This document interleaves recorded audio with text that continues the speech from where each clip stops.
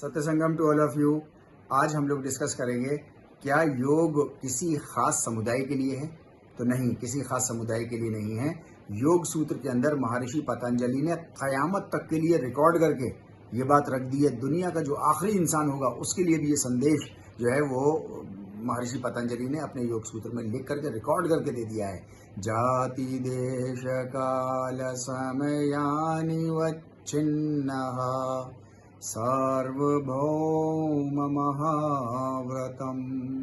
मतलब जाति ना तो किसी जाति का है, ना किसी देश का है, ना किसी काल का है। काल मतलब जो टाइम इमेमोरियल चलता हुआ पीछे समय जो याद भी ना हो, ना किसी समय का है। अनवच्छिन्नः, अनवच्छिन्नः का मतलब होता है कि इसके टुकड़े टुकड़े मत करो।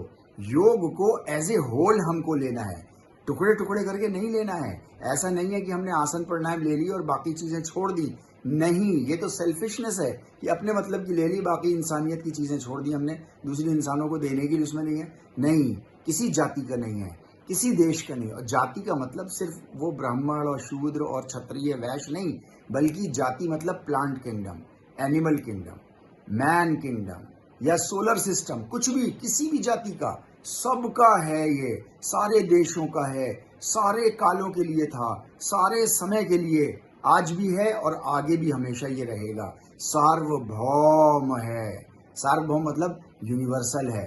और महाव्रतम, व्रत कहते हैं संस्कृत में रोक के रखने वाली चीजें, ऐसी चीजें जो बहुत ज्यादा इंपॉर्टेंट होती हैं, उनको अपने जीवन में जैसे हम रोक के रखते हैं ना, तो उनको अपने पास प्रिजर्व करके रखना। इंग्लिश में बहुत अच्छा वर्ड है इसके लिए, प्रिजर्वेशन, प्रिजर्व करके रखना। तो ये महाव्रतम है। सारे व्रतों में सबसे बड़ा व्रत, सबसे बड़ी चीज अगर कोई रोक के रखने वाली चीज है तो वो योग है। तो ये हमको महर्षि पतंजलि ने कयामत तक के लिए बता दिया कि योग किसके लिए है, सब के लिए है। किसी विशेष समुदाय के लिए, किसी जाति के लिए नहीं है, किसी देश के लिए नहीं है, सब के लिए है। सार्वभौम है, यूनिवर्सल है और ऐसी चीज है जो तमाम इंसानों को अपने पास रोक के रखने वाली बात है, रोक के रखना चाहिए। इसी वजह से योगेश्वर श्री कृष्ण ने भगवत गीता के अंदर भी कहा है, तस्मात् सर्वेषु कालेषु योग युक्तो भवा।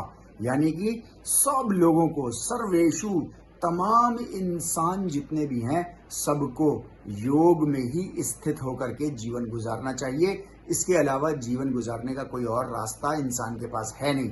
अगर आपने कोई रास्ता बनाया है तो वो रास्ता आपको शांति नहीं दे सकता, आपको मोक्ष नहीं दे सकता। आप हमेशा परेशानियों में, डर में और शोक में घिरे रहेंगे। वो जिंदगी हम और आप अपनी आज की देख ही रहे हैं। इसी तरीके के योग के बहुत सारे कॉन्सेप्ट्स को समझने के लिए आप संडे के प्रोग्राम में हमारे साथ सुबह 11 से 12:30 बजे तक अपने फैमिली मेंबर्स और दोस्तों के साथ बने रहिए। आप सब लोगों का बहुत बहुत धन्यवाद। सत्य संगम।